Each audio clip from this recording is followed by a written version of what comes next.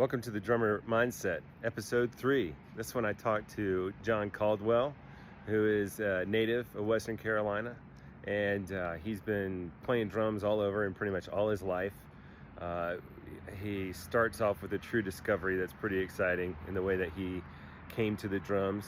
Other things we talk about are farm life, competitive spirit, teaching styles, the LA music scene, church gigs, heavy metal gigs, plans, faith in God, and gratitude. This is a good one, so stick around and enjoy.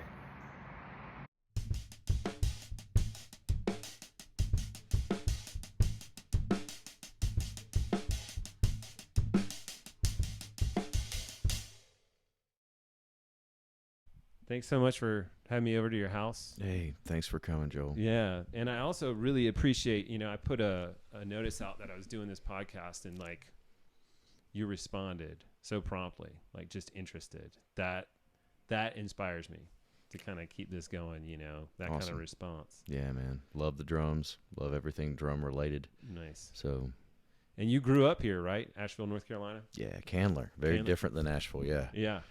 Yeah. Yeah, kind of people are melding it together now, right? Of course. The idea, a lot of folks are kind of spreading this way, and Yeah. it's beautiful out here. Yeah. It's, Asheville, the city, Candler, the country. We got some cows out here. We got some tractors and farms and all that thing. Yeah. And it was perfect to grow up beside Interstate 40 and no noise restrictions over here whatsoever. I can play as loud as I want at 4 a.m. Cops ain't coming. So Nice. It's pretty cool. Yeah. How old were you when you started playing? 10. My brother, 2 years older than me, joined band, and we got a snare drum from cousin Herb, and that was it. It was one of those things where everything my brother did, I wanted to do too. There's not a lot of entertainment in the 80s and early 90s in terms of stuff to do. We didn't have cable TV.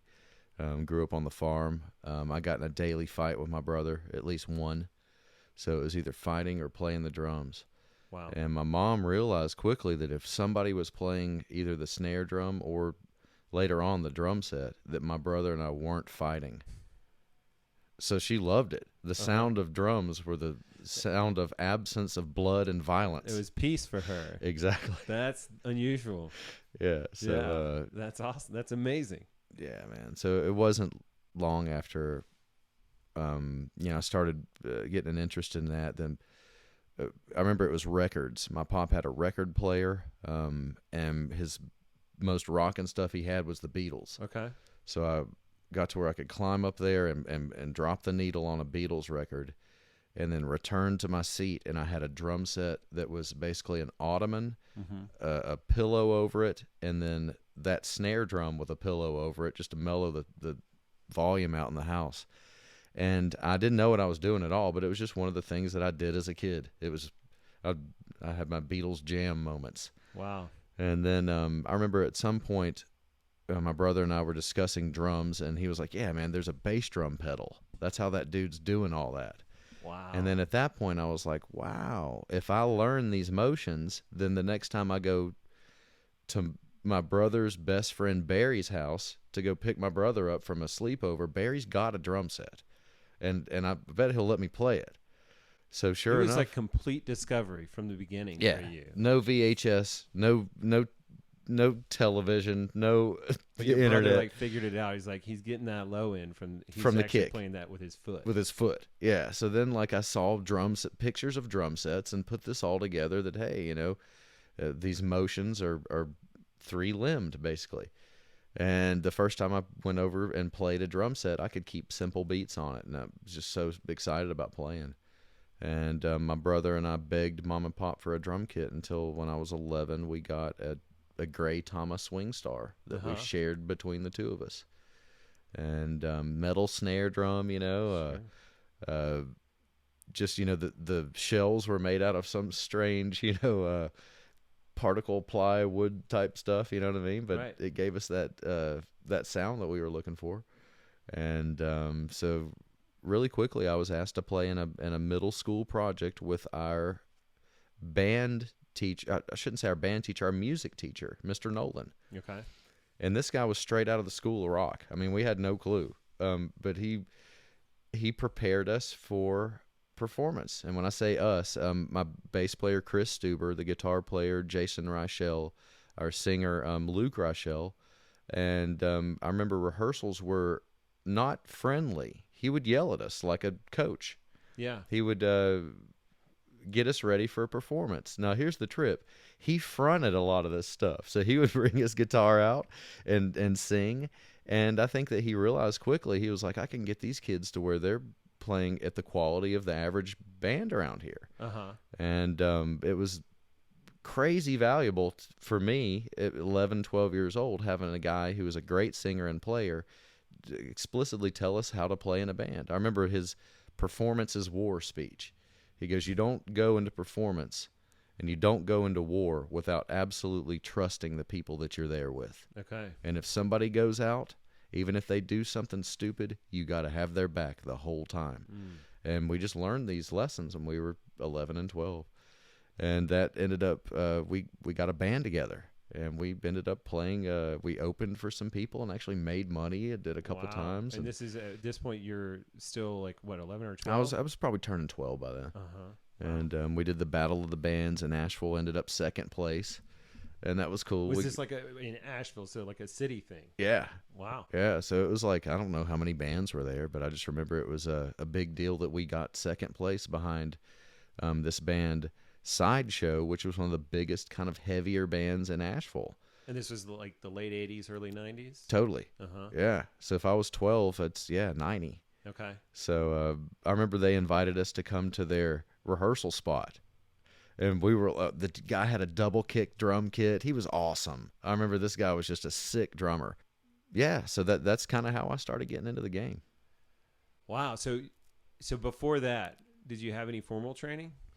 Not at all. Okay. Not at all. It was just listening, like you were training your ear. Yeah, just trying to figure it out. With Ringo Starr. Yeah, really the next guy was Steve Adler. Okay. It was my brother bringing a lot of new music into my world, and I was a big fan of the GNR album Appetite for Destruction. Mm-hmm, yeah. And there was a lot of stuff that Steve was doing that Ringo never did. Mm-hmm. I'm not a Ringo hater. I'm a massive Ringo fan. Yeah. I just think that he played the perfect part for every tune. Yeah. But just hearing like on Mr. Brownstone, those 16th notes on the hat with the opened hat before beat 4, I was like, whoa, that's hard. How do you do that? That's cool. Yeah. Hearing the Tom solo in Paradise City right before the fast part, when he just does that nasty solo, I'm like, whoa, that's so cool. How is he doing that? And so where was your brother at this point, like when you were playing with the band? Sometimes playing in the band with me. He's 2 years older than me, really kind of leading the way in terms of he was the drum corps geek. So he because of just default age, he started marching band before I did. I gotcha. I got in marching band when I was in 8th grade. I was a cymbal guy for a year. Mm-hmm. In 9th grade, I got to march snare, which was kind of unique in a pretty competitive pretty young, right? Scene there. And so it was really cool to have I just got smoked when I was a kid a lot. And, so just trying to get the chops to hang with those guys to where if anybody said, hey, why are you playing snare? I could play some stuff that could prove that I was, a valuable player. So like when you would get smoked, like at that age, like someone's just, it's competitive, right? Obviously, like with any kind of band, especially like school, jazz band, concert band, whatever you're doing, marching band for sure. Oh yeah. And like, how did that inspire you? Gosh, I remember one day I was sitting at Inca High School on the brick kind of, there's right underneath the windows out there, just a brick kind of bench. And I was sitting there and I was playing with my drumsticks in 8th grade. And I brought my snare sticks every day, even though I was a cymbal player. Mm-hmm. And so, because I had that dream of getting on snare. And one of the older players, a guy who was a senior who played, I can't remember if he played tenors or snare. He came up to me and said something incredibly discouraging that was pointed towards me. I don't want to repeat it because I don't want to call that guy out. I don't know if the guy remembers it, if he'll ever hear this or anything. But I remember that just lit a fire in me. And I remember thinking, and I'm competitive. I have that like little bit of that MJ syndrome to where it's like, if you beat me, I just can't deal. I was definitely just thinking about Michael Jordan for sure. Yeah, so it's just like I'm not as bad as he is, but it's just one of those things where just like the other day, I'm riding my mountain bike, and I've had Strava in my pocket in my phone for years, which is an app that ranks you against other riders and against every ride you've ever done. And some guy comes up behind me, and I'm like, there's no way this guy's catching up to me. And I start pushing. Not many people can hang with me on the downhill. I'm not saying I'm cool, but I've just been riding mountain bikes for a while. Sure. I ride a mountain bike that's got more travel, suspension travel than most people's, and it's pretty easy to leave most folks downhill. And this guy's just knocking on my door right on my rear While end. you're going downhill. Yeah, and I'm leaving him on the corners, but he's getting me on every big straightaway, and I'm just like blown away. So at the bottom of the hill, I let him go by. I was like, good run. He said, good run to me. And I looked at my phone when I got back and looked at the ride, and I had blown my old time away by 2 miles an hour. Wow. So I was going faster just because I couldn't deal with this guy trying to keep up with me. Uh-huh. So I don't like when I lose at stuff, so whatever. Like so having a brother who's just 2 years older. Like when you're young, it feels like it's a lot, but it's close enough where everything is competitive. Of course, yeah. And there was the fights all the time. Did y'all fight over who got to play the drum kit and stuff too? No, that wasn't so much a fight. It was just it was a daily thing, man. He outweighed me. He was a little bit bigger than me. I'm real annoying, and I knew that I could get a couple shots in on him before he beat the snot out of me most times. So. It's that friction, it's for the challenge. It seems to allow you to be a little bit more, not, I hate to say like bulletproof, but just like, stand up to criticism more, stand up to like disappointment more. Oh yeah. Just come back harder. That's the name of the game, especially disappointment reminds me of LA. Okay. That you don't get calls back. You don't get called back when you don't get an audition in LA. You had lived in LA. This was after college, right? Like you were, still kind of a young adult, it sounds like. Moved out to LA for music. Oh yeah, right? totally. Well, let's back up a little bit. So, of course. Okay, so you were in the Battle of the Bands. It was trained in you to kind of look at it like a battle, right? Like he was yelling at y'all, trying to get y'all on point. It was like you were doing a competitive sport almost. But then at the same time, it's like that community, that brotherhood that you had. Like we all have each other's backs. Of course. Yeah, we may be yelling at each other, but it's all to serve the music. Yeah. Just like wanting to perform the best you possibly can. He obviously sounds like y'all responded to it well. Of course. You know, in the way that he was, what he was providing y'all. And more of that push again. Like you responded pretty well to that kind of that kind of direction. Oh, yeah. Real clear. Yeah, I mean, he was not going to get on stage without a band that sounded pro. Mm-hmm. And there's no reason why younger players can't do that. But you know how it is. It takes years of playing in groups and years of honing your instrument to where you sound seamless when you're playing any instrument. Mm-hmm. And so he was good at getting what he needed. Mm-hmm. And gosh, what a great guy. Bob Nolan, the man. Okay. We all remember him, probably like the Karate Kid would remember, Mr. Miyagi type thing, sure. Just like to help us out in that fatherly and just experience role. Yeah, cool those guy. mentors, right? Yeah, and introduced you to a lot of music and whatnot. Oh, of course. And so this was it really does seem like when you start listening to music around the ages you're talking about, 10 to 14, 15. Yeah. Whatever you're listening to really has a role in kind of how you think about things and like your taste. Not just, obviously it changes over time. Yeah. No doubt. But still it's somewhere there. It's there. Yeah. Okay. Yeah. It wasn't long after we started playing, but when I started taking lessons when I was 12. Okay. Byron Hedgepeth. He's the man. He's still around Asheville. Great player, monster player. Plays marimba vibes. Nice. He plays timpani. Plays all classical percussion. Great drum set player too.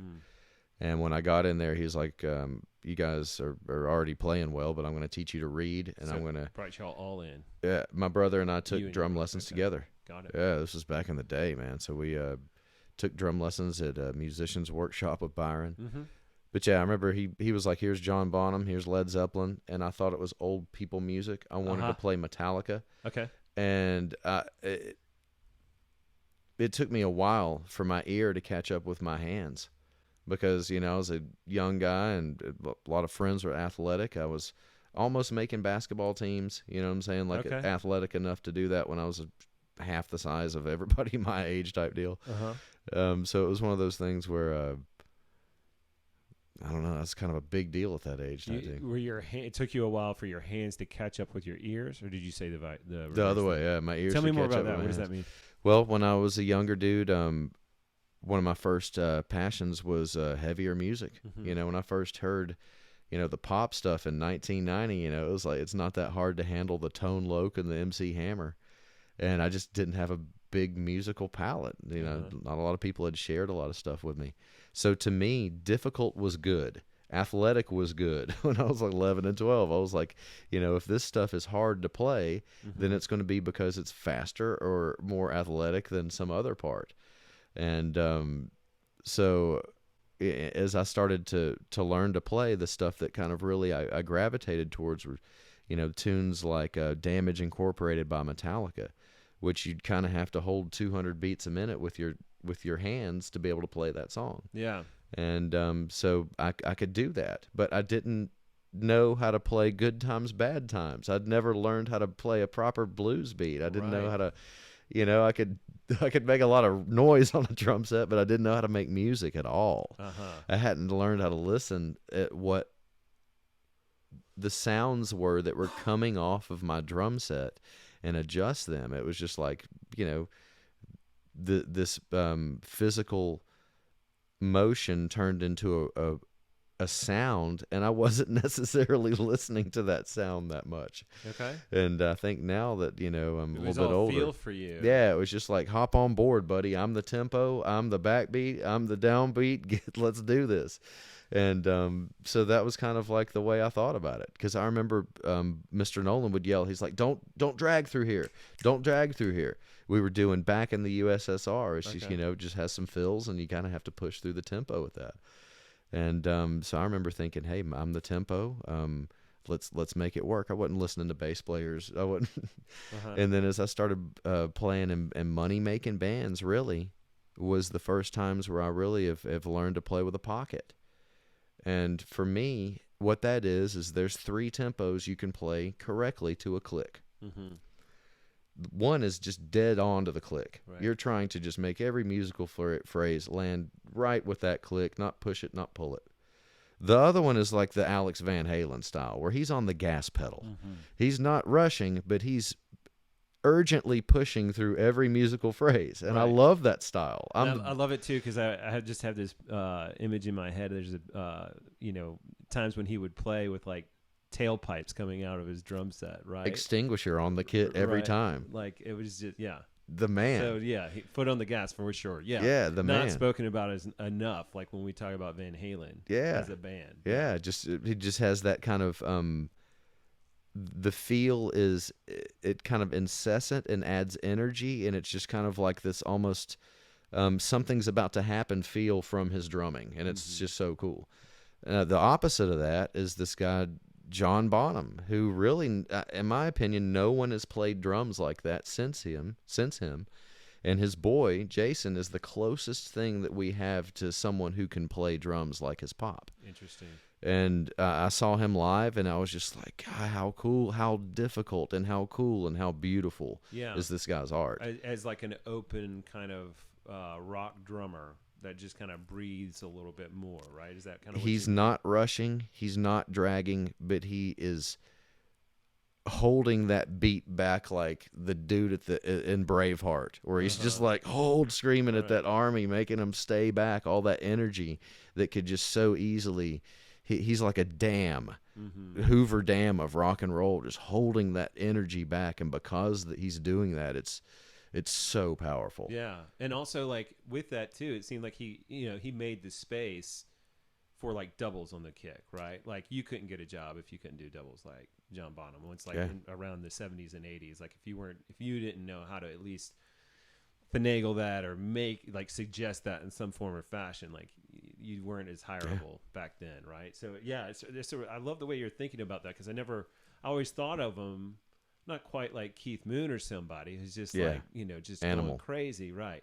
But yeah, it is true. Like he would hold that space so much to kind of keep it going. Yeah, it's almost like his brain had this like metronome playing sixteenths the whole time. Mm-hmm. And I saw this thing where this cat on YouTube video had taken some Zeppelin recordings and digitally put them to a click. Mm-hmm. The first thing that he noted was none of John Bonham's drumming lines up to a click. He's either rushing or dragging. It just doesn't line up. Right. And when he took those drum beats and isolated them from the Zeppelin recordings, and then he digitally lined them up to a click and then played them back to back to the originals, it sounds... it's like watching me dance. It's like not good. It's just like so stale and just not okay. You know what I mean? It's like some dude that shows up excited clapping on 1 and 3. It just doesn't work. You know? Right. It's like showing up to the party ready to get hyped with your goofy socks cranked and your white New Balance. It's just not working. You know? And but yeah, something about his groove was very special. And it's, the dude is, we all want to play like him. So sometimes when I go on the stage, I'm sitting there thinking, let's be John Bonham on this one. You know? So, but yeah, big ups to Byron Hedgepeth, who showed me those grooves, who taught me how to read a lot, to show me how to listen, to bring grooves to me that I'm like, no, I don't know how to do an Afro-Cuban groove, dude. No, I don't know how to play a swing groove, man. Like, what's a Latin groove, So he's kind of forcing me to do this stuff that I had no clue that I would ever need. And so you started picking that up, or that was introduced to you around, did you say age 14? 12. Yeah. Okay, so yeah, this was all happening in pretty quick order, right? Yeah, like man. You went from playing on the ottoman and the pillows and a buried snare drum to the kit and competing, and like for Battle of the Bands, to then school drumming, marching, cymbals, but always bringing your sticks, to then like getting more personal, like private lessons. Of course, yeah. And then that just opening you up to different styles. Yeah, Byron, the man, he taught me a multiple drum percussion piece for my audition for governor school. So I was like 15. So 15, and like how are academics for you?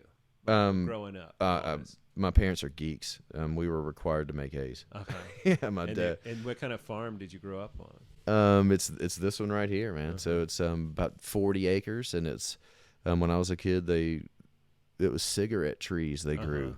You know what I'm saying? Sure. There's a tobacco North barn. Carolina. Yeah. So that was what's up with that. Yeah. But yeah, my parents are both. They have like more degrees than a thermometer between the two of them. So you know academics. Like within the realm of like ag science, or like what was that like for them? I mean, are they pretty broad interests, it sounds like? No, I'm talking geeks, man. My pop has a PhD in English. Okay. And mom has a master's in divinity, not like the farm type thing. It was more like books and all that vibe. Did they grow up here too?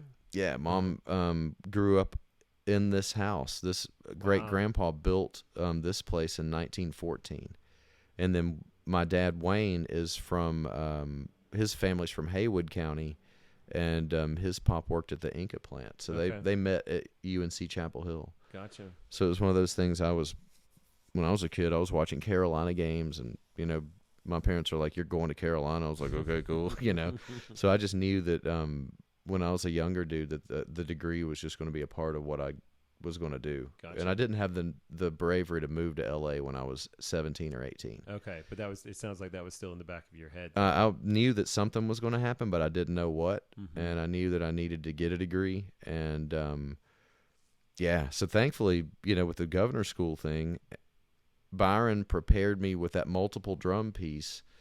I go to the audition.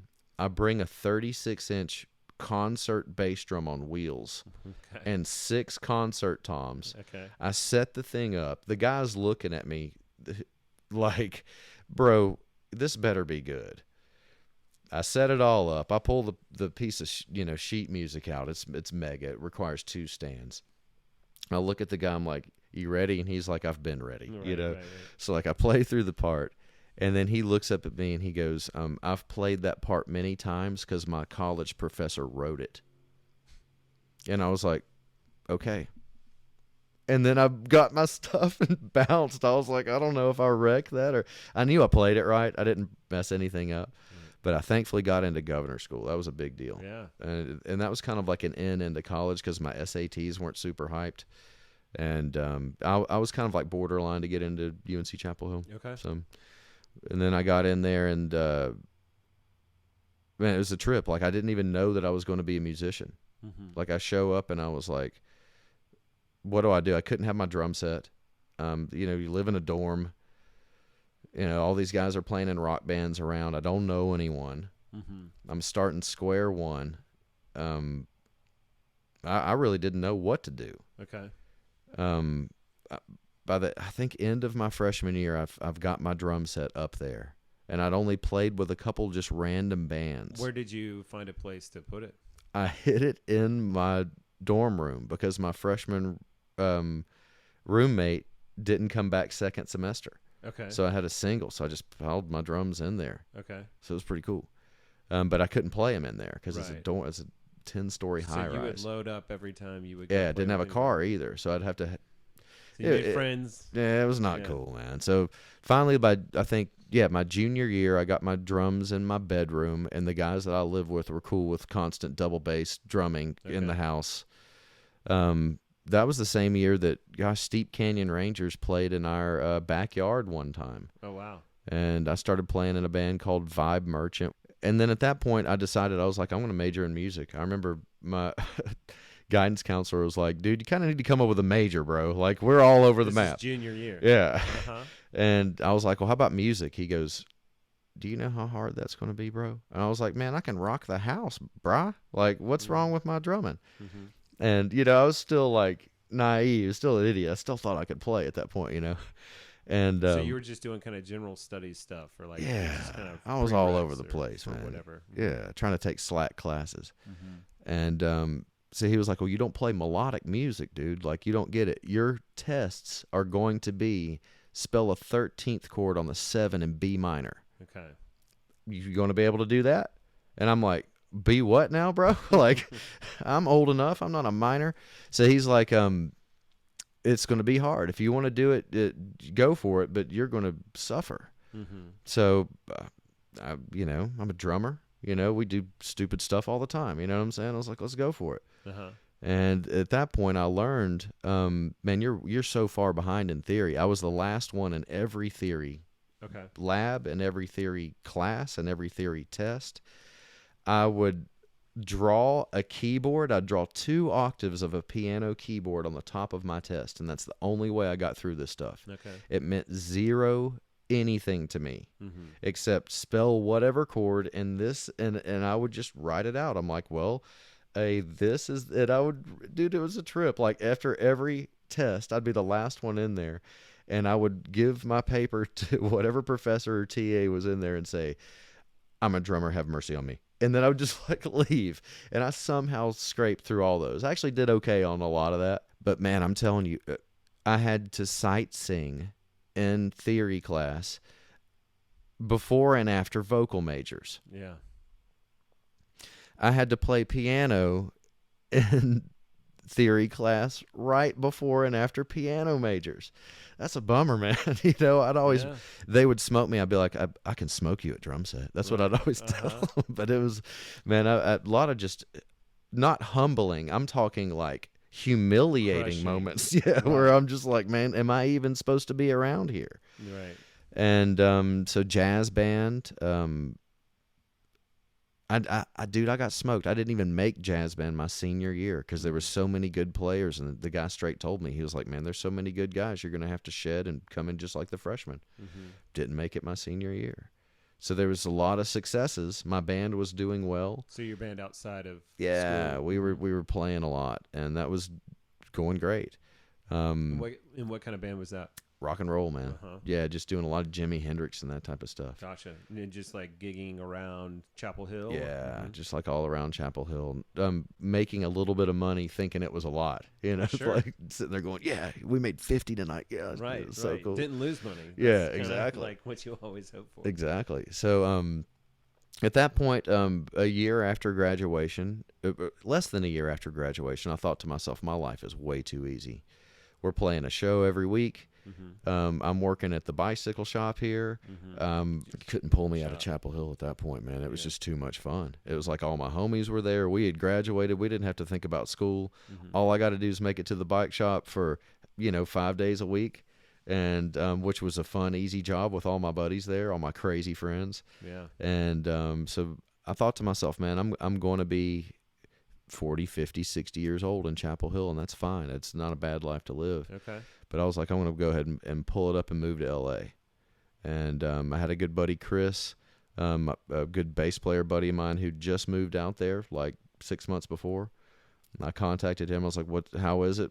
How you feeling? He was like, come stay on my couch. Find yourself a place to live, man. It's all good. So he was my first like buddy out there. And so I actually went to California to try to figure out where to go. Like I just was like, it wasn't specifically LA you were Yeah. looking at. yeah, I Just flew somewhere out into, where'd I fly? I went to San Fran, San Diego, and LA, all like on the train, staying in hostels, spending like $20 a day, and I enjoyed them all. But when I moved to LA, I was like, here it is. Like, What was the draw? it was just like I met 10 people who were like, dude, I'll hire you right when you show up. Let's go. Like, you'll Okay. be playing drums instantly. And I learned a lot about LA when I first moved there. In 6 months, I was like, this southern dude moves to LA where I'm like polite compared to everyone else, and Right. everybody else is trying to step on anyone's toes, knees, face, head, anything to get ahead. And people see you as valuable in Los Angeles as you are to their career, which is Right. either acting or music or movies or whatever weird thing they're into. Self-serving type deal. You know what I mean? Sure.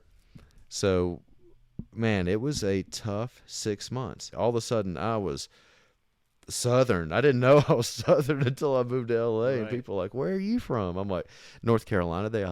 They go, I have a cousin in Arkansas. Right. Billy Right. Jenkins. I'm like, Yes. I don't know him. So it was a lot of like playing in a lot of auditions. How long were you out there? 6 years. 6 years. Yeah, a lot of just playing in bands and then going for auditions while I was playing in bands, and I got some massive auditions when I was there. I was almost a millionaire several times. As far as like finding that gig, Yeah, man. that was a big payoff. Oh man, I mean, it's like you're playing. I was out there playing in every band that would hire me or not hire me, just to play for free, play for whoever. And that's the advice I'd give anybody: just start off just playing with whatever bands you can play with, and get the ball rolling. And I ended up in the biggest audition room that I was in.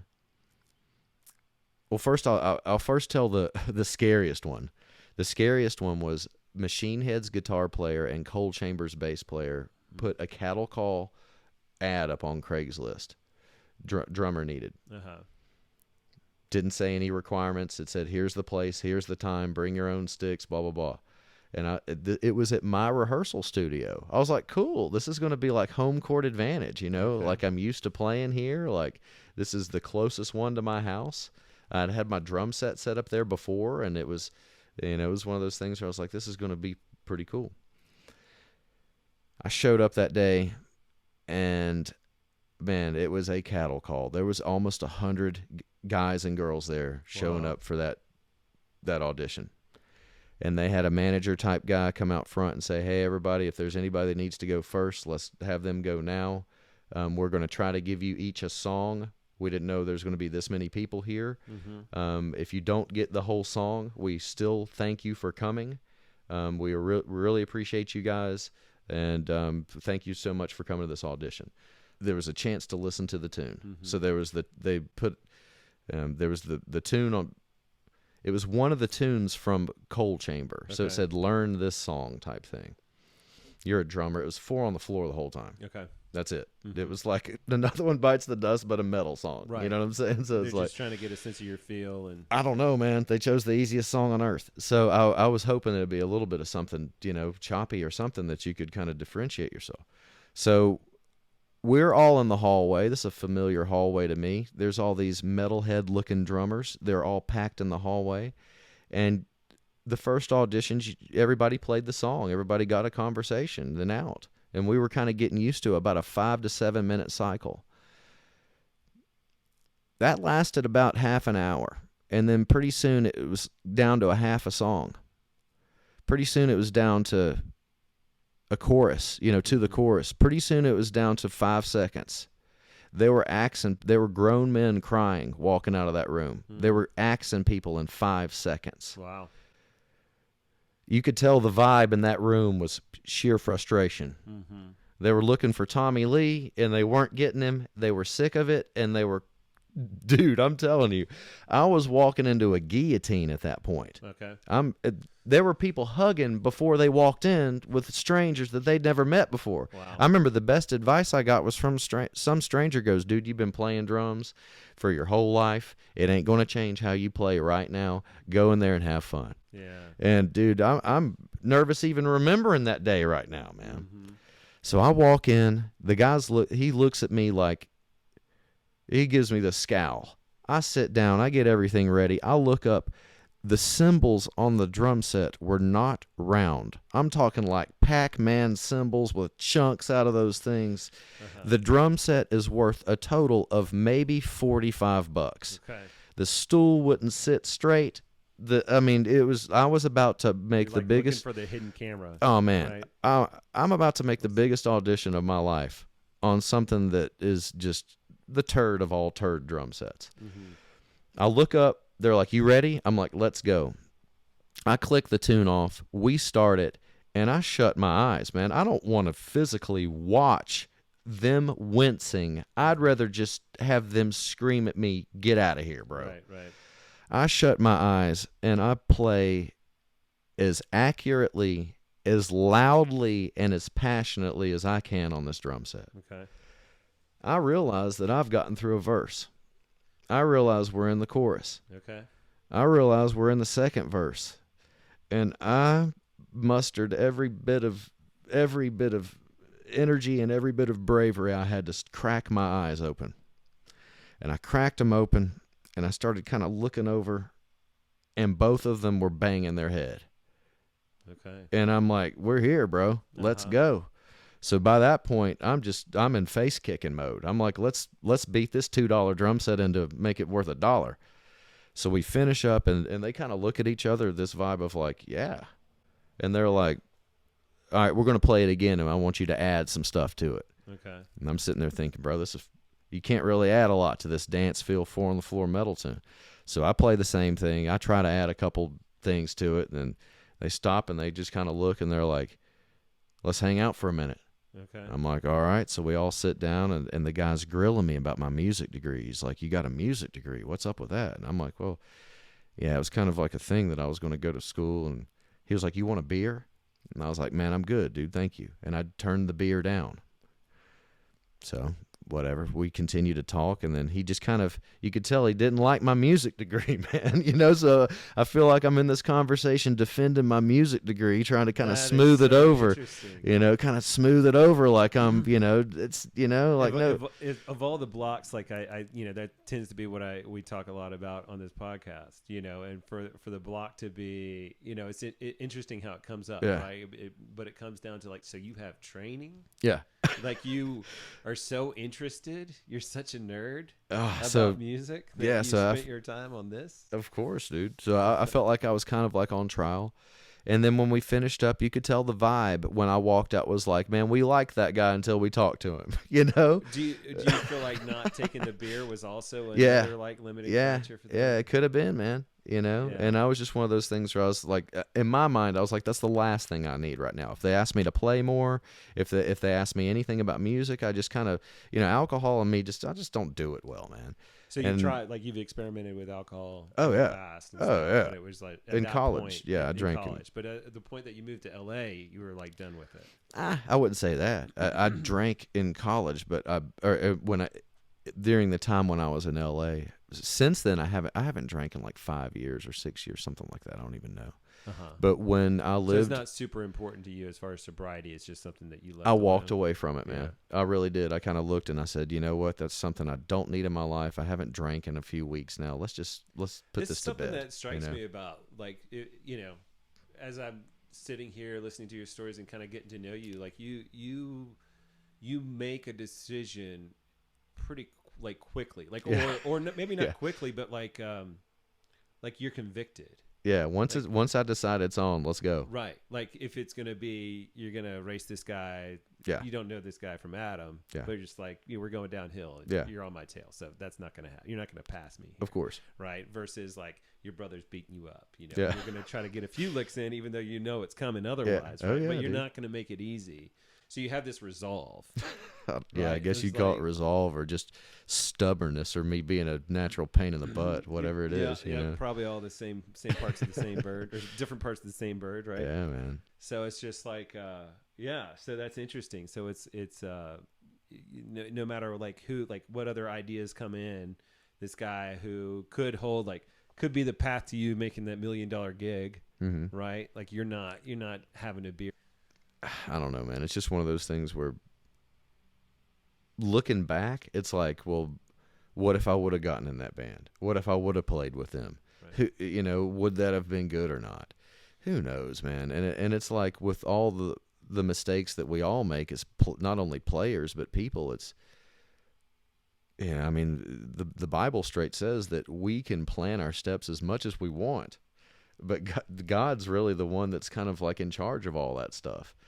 And so I'm, I guess that, my worldview was significantly different at that point. And I would take missed auditions and it would bum me out. Mm-hmm. Like I would be like, man, I was the drummer for that band and they didn't call me, man. What a bummer. Mm-hmm. And now that I feel like that God has kind of knocked on the side of my head and said, hey, dude, pay attention. I think he's kind of said like, hey, there's a reason why these things didn't happen.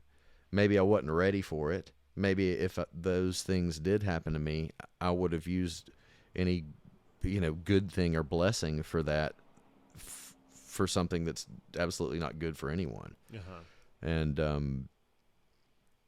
so, I mean, it's, but long story short, with that audition, I didn't get it. They auditioned about 3 or 4 more guys who got an in and out. I had a total of about 50 minutes. I had almost an hour in that audition room. Wow, you said like there were folks that were in and out in seconds. Yeah. So they gave everybody else a quickie audition. I was like, if anybody's getting it, it's me. Uh-huh. I stared at my primitive cell phone for like 4 days. Uh-huh. Nothing ever happened, so I called the number that was listed on that ad. And no one picked up, but I left a message. And then the guy from Machine Head called me like 2 or 3 days later, the dude who kind of grilled me on the beer thing, and just said, I remember what he said. He goes, man, there was so many people that came out. We were so proud of everybody that came out. We heard so many good drummers, but we just didn't find the one that we wanted, man. But we just want to say thanks. Okay. So he kind of like didn't give me any props. He didn't say, hey, we liked you more. He didn't remember me. He kind of made it a point to say, hey, not you. Yeah. And so. But not like, at the same time, what I'm picking up about this is that at no point during that rehearsal or anything for you was there, were you sacrificing who you were or what you felt like in that moment, but you were like showing them the best of what they had asked to see. Guess that's all you can do, especially at a high, like stress, like very nerve-wracking moment, right. Yeah. I was just thinking about this on the way here today. It was like, how as the drummer, we aim to find something to do within the context of what we're given, right? Like how we support the music, right? And in how like you were given that 4 on the Floor metal song that really didn't have a lot of room for other things in the way that you heard it, right? At that point, you're listening, like you're playing with your ears too, right? Like you kind of know. Whereas before, when you were like 14, winning Battle of the Bands or getting second place for it, whatever, you were driving it. Yep. Right. You were the metronome. Everyone else kind of dealt with you. But now, as you play with so many of the different bands that you have, how you can make a mark with your playing, given the context, right? Like, I don't know. How do you think of it? Like when you're listening to a piece of music, and what your role is as a drummer for a band? Like, what is that like? Gosh, man, it's for the bands that hire me now, like this weekend, tonight is this guy Corey Stevenson, who's kind of like a Stevie Ray Vaughan type dude, you know. And this is at Harris. Yeah. He sings, he plays a strat, sings, and it's mostly classic rock. He does some country and stuff too. So the strat, like I always think of like intricate playing. Right? Oh, he shreds. This guy's a shredder. So my job tonight is so much different than my job will be Saturday, which is going to be the Equestrian Center with Crocodile Smile, which is a dance band. And then Sunday I'll be playing with a somewhere in South Carolina with this band. I don't even know the name of it. But the guy is an amazing vocalist, Blake Elledge, and this guy has a set list that's all like 60s and 70s R&B. Okay. So my job tonight will be to try to keep up with Corey, to try to lay down a basic enough rhythm section part to where any listener, when they're listening, it's not going to be tough on their ears. So to play with energy and to play basically and simply, that's tough because you have to show the visual energy. You have to, hit hard and just show that you're killing it. And that's the job, but not play too many notes, because I'm playing an E-kit tonight in a massive room. All notes are lost if you try to play anything that's intricate, so it's cool. Saturday dance band will be playing a lot of repetition dance grooves with the thought in mind of keeping the energy at a pace where I can continue it for that straight hour, but also make each tune not have a peak and a valley in it so much that there is a loss in interest or a loss in energy. In other words, if you're playing a 3.5 minute dance song that's the same stinking things on drums the entire time, fills are inappropriate for it, crashes are inappropriate for it, it just doesn't make sense musically for the drummer to do anything except keep a drum machine type part, then it's a challenge for a drummer to start off at that right energy level and to keep that energy level pumping that whole tune. And I'm mid-40s now, man, and I'm not a kid anymore. So it's one of those things where the mountain biking and the trying to eat right, sleeping at night, keeping the water happening is so key to avoiding pulling those muscles to where when I'm up there, I feel like I'm, some 90-year-old grandpa trying to pull these parts off. Everybody wants my job. My job pays well. Everybody knows this band in this area. So I have to every night make it to where if any other drummer comes to see me play, he just doesn't even try again. And I'm not trying to say I'm good at all. I'm trying to say that energy in a band where the parts aren't difficult, energy and tempo that's hard in and of itself. That is a job. You know what I'm saying? So it's we never stop in the dance band. So between every tune, I'm looking for my band leader to come back to me and call the next song. So I have to know all 100 tunes and be ready to start that tune immediately from memory at the right tempo. Otherwise, we're going to be pulling and pushing each other. There's no click in this gig. So it's all about kind of like you're a quarterback, and it's an offense where you're just yelling Omaha and changing the play whenever. Right. You know what I'm saying? So oftentimes, it's funny because like I wasn't a big sports guy growing up, and I'm still not, right? But like every time I think about the drums and about practice and all these things, like I still look to like a Kobe Bryant, or Tiger Woods, or of course MJ or something like that, just because it's an athletic instrument. Oh yeah, right? Like it's like you're saying, like you're tuned into the water intake and your sleep, and not pushing too hard on the mountain bike, or getting injured, and these kinds of things. Like you're really like staying in peak condition, or trying to, Yeah. like for the drums, right? Of For course. the gig. What motivates you in other things? You know, like you have all these gigs going on, but you also are a teacher too, Mhm. right? Oh, yeah. So and clearly you thought about, you know, a lot of philosophy and how, like, you know, these different kids or adults that come through, like, what is that like for, like, what do you pull from, like, when you're trying to motivate or encourage, or like, how does that go for you? That's a great question. It's for me, the feeling of being on stage when you're playing, and the band is crispy and the crowd is rocking, and that's one of the most just in the moment blessings that you can have. And I just love when you see someone in the audience expressing pure joy and pure love from sounds that are coming out.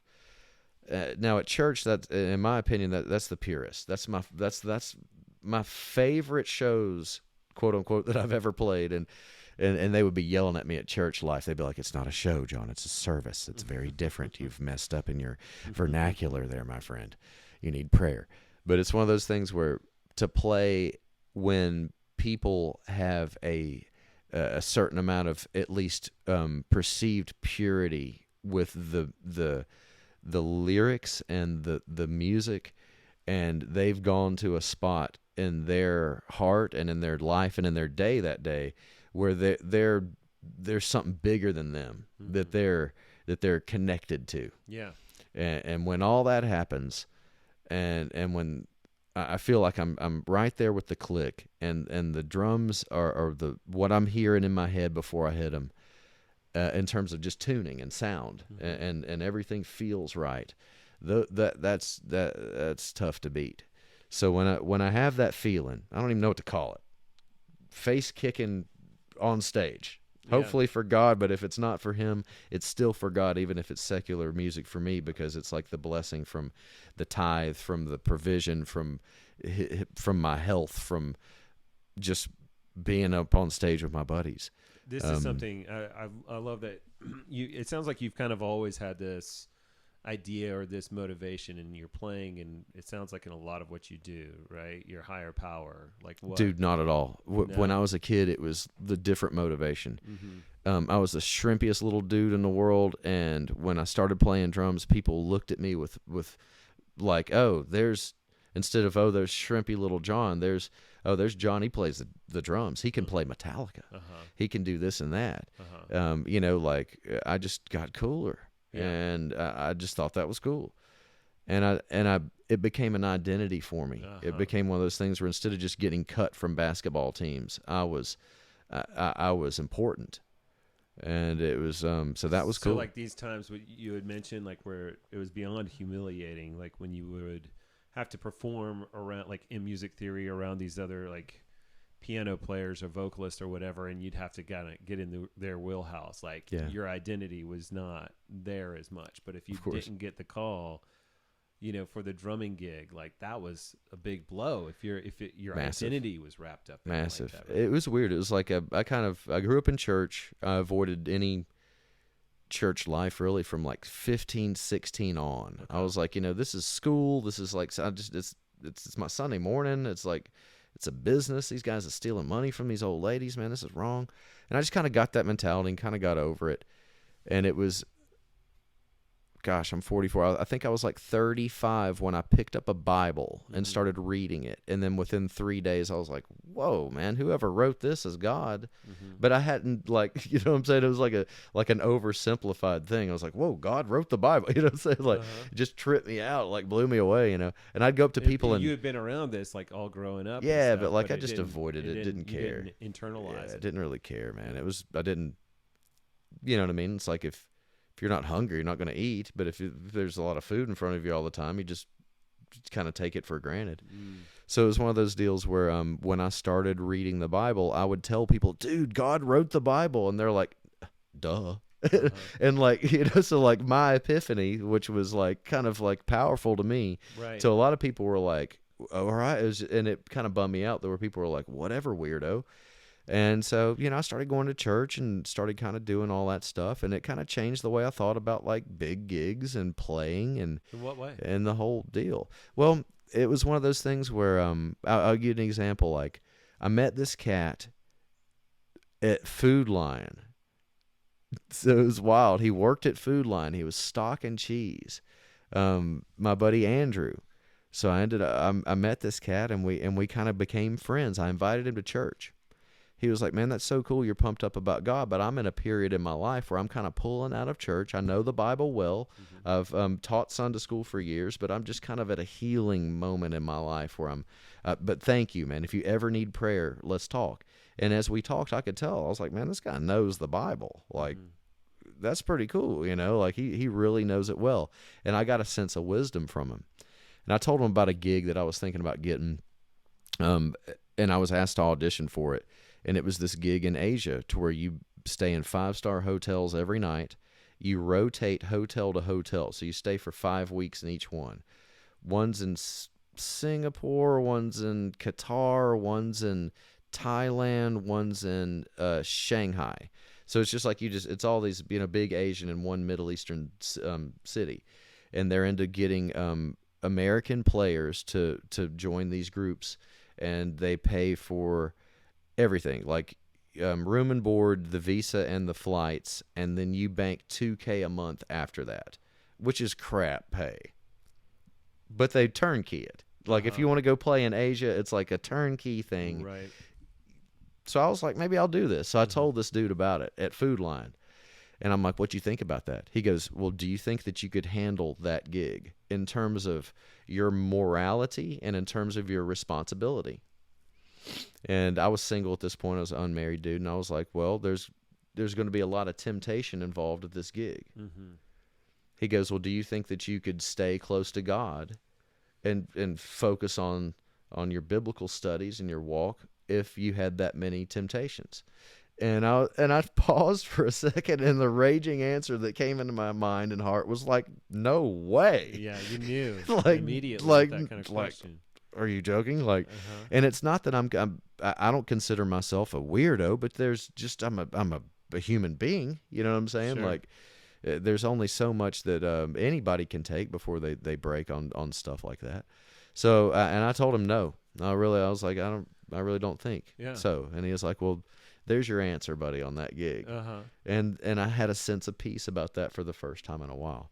So I just really think that one of my faults, not only before I cared about anything biblical and then after I cared about anything biblical, is I'll get ahead of myself with a plan. I'll get ahead of myself with a goal or an expectation. And if that's not met, then there's a vacuum there. It leads to frustration. Mm-hmm. It leads to, well, what if I'd done this, or what if I'd done that, or what could I do better in the future for all this stuff? Right. And I just think that's so funny. It's so silly. Because if you look at the guys in the biggest gigs, if you look at guys that are playing drums, making money, cats that we've heard of, cats that we love and know. Right. If I said, hey, Danny Carey, hey, Vinny Colaiuta, if I said, hey, Chad Smith, if I said, hey, Lars Ulrich, if I said, hey, Dave Lombardo, if I said to any of these guys who are the famous, how many ever cats in the world that play drums, Stevie Wonder, one of my favorite drummers. Yeah. If I said, hey, this is what I've got going on in Asheville, North Carolina. I've got 30 students that I teach a week that I care deeply about, that I can expose them to new music, show them how to play drums, and get rid of the things that drive me nuts about drummers. Yeah. And I could sit there and polish them up, and then I get an opportunity to play at least twice a week with not just my band, but other bands around Western North Carolina. I sleep in my bed most every night. Mm-hmm. I got 3 dogs. I got a gorgeous wife. Mm-hmm. I've got my mountain bike. I've got my dirt bike in the living room. Yeah. And they'd be like, so what else do you want, bud? Right. One of the things that I've been contemplating so much more these days, and it's just kind of self-divulging a little bit, like all my adult life, I've been like agnostic or atheist, right? Word, yeah.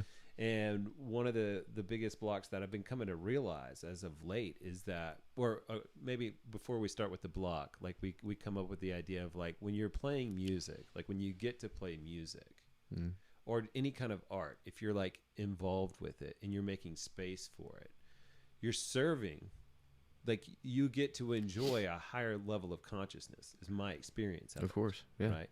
So it's something larger than oneself, right? Agreed. So like thinking about the concept of that and like how like so many of the blocks that come up just feels like it's really just kind of when you diminish that, right? And you're not making space for that. Yeah. Right. So like when it comes to art or music, you know, Rick Rubin was just talking about on a podcast recently, right? Like he was like, when you know, in creativity, like when you think about it in his terms of like serving God, this is an offering to God. You start like all the other questions, kind of like you're saying when you had, you know, this conversation in the grocery store with your friend, like it just becomes more clear. Like you stop thinking about like the budget won't allow for this, or, you know, we don't have time for that, or like maybe whatever is going on. Like, are you making space for that, for you to be kind of a conduit for something that's bigger than you, right? Like thinking about art and music and, you know, the community that you get to be in, right? That other people enjoy, like you're talking about when you look out in the crowd and you see people are truly feeling it, it's beyond you. Of course. Right? And it's beyond just what's that relationship between you and the other person. Right? Yeah. And so, you know, kind of coming to realize like, yeah, like if you're not making space, like you're going to find so many more blocks, and maybe just it's a non-starter to even just not make the space in honoring that higher level of consciousness, that higher power, God, however you view it. It's weird. As we're playing groove, that fill pops into our brain. It has to. Otherwise, if you can't hear it, you can't play it. So whatever the fill that's coming up at the end of that 4, 8, or 16 bar phrase, it pops into your head. Where does that come from? You know what I mean? Right. So like there's this whole like we could talk for a couple hours on just like, where does that come from? Does that come from you remembering a tune from some other player? Does that come from your woodshed that you have in your, or does it come from somewhere that's not you? Right. That's heavy. If you describe when worship drummers, especially, describe that feeling of you know, being in the zone, they say that they're not doing anything anymore. Right. And is that the same as cats who just played in a heavy metal show where the lyrics are obviously not pro Jesus, and they felt the same way? Is that the same thing, or is it different? There's a lot to think about there. Yeah, and you like literally this is something you've thought about, right? Like going from playing in metal bands and you know in LA and all these things to like coming back home and playing in the church more, and you know kind of thinking about like having that big awakening for you when you were like 35, right? Like I'm sure that was like there's a crossroads, right? Yeah, man. I've got one more question for you, I guess. And kind of going back to your teaching career and what you found, like what do you find are the biggest blocks that your students have on just progress? Like whether it's a specific skill or concept or whatever it is. Gosh, some of them is logistics, you know, 2 family homes, the kit is at one, you know, dad's or mom's, so they don't always have a kit there. Another is these kids, you know, I was born in 78. I'm 44. I graduated high school in 96. We had what I would consider a medium workload in homework. Now these kids are bombarded. It is stupid how much they make them do now. They don't get outside as much. Like I asked the kids, y'all got recess? They're like, man, we don't do anything ever. We're locked in there. And this is like public school students. Yeah, public school students. One of my students, she is going to be a junior next year. She has a 4-point-something GPA, and she marches. She plays bass and marching band, and it's just there's so many activities for these young people. It's a matter of not only physical, you know, like waking up that early and doing all their activities, but it's also a matter of, that they're under pressure. We didn't have the unrealistic expectation of all this media being slammed in our face 24/7. I mean, yes, there's good things about, like, if you're a young person now and you want to learn how to play a tune, you can jump on YouTube and figure it out. Yeah. But by the time you've flipped your phone up, how many of those people that are looking for YouTube have made it through the gauntlet of all the social media that they could look at, all the time-wasting junk that's everywhere? Yeah. It's like a multi-front assault on your attention. Exactly. So it's like there's a lot of these young people who are medicated for the ADHD thing. And I just wonder how well, again, I'm not a doctor, I'm not a child psychologist, but I just wonder how well a lot of exercise would work. Sure. Like, ideally, I would teach at a gym where the kids could play ball and lift weights and go nuts and then walk into their drum lesson. And once they were finished, they could do that again for an hour. Yeah. So it's one of those things where I think that one of the challenges for my students is just to have that window of that 20, 30 minutes to get it all out, to shut that door, get the sticks in the hands, and just go ahead and just work on that stuff, which thankfully I've got some kids that are really killing it. And thankfully I've got some young people that I've seen a little bit of potential in, and I've stayed graceful with them. And now we're seeing the fruit from that. We're really seeing these young people just kind of, it's got a kid who's kind of a slack practicer for a while, and then he comes in and he's practiced something, and I'm like, whoa, dude, who's this? What happened to dude? Is this your cousin that looks like you or something? Like, what, dude, this is awesome. Just watching them play is just really, really cool. Nice. It's fun to watch these kids, and they're talented. It's stuff that took me weeks to figure out. You know what? It's okay for me to be a teacher and teach kids who are smarter than me, more talented than me, better players, and that's okay. It's just one of those things where that's such a blessing to watch these highly talented kids do their thing. Oh yeah. And it doesn't matter whether it takes them 2 weeks or 2 minutes to get it. Yeah. As long as they run with it and use it for something that's productive, hopefully. Right. You get to witness that. Right. Yeah. That's pretty sweet. Yeah, man. Totally good. Man, I really appreciate your time. You've All been good, Joel. generous, just hosting me here and everything. And I know you've got some gigs coming up, so we're gonna get out of your hair. But definitely, thank you. Anytime, Joel. You're always welcome to come over, man. If Cool. we're not doing this thing, you can come over and fish the pond, buddy. Nice. All good. Nice. Awesome. All right. Thanks, John. Thank you, buddy.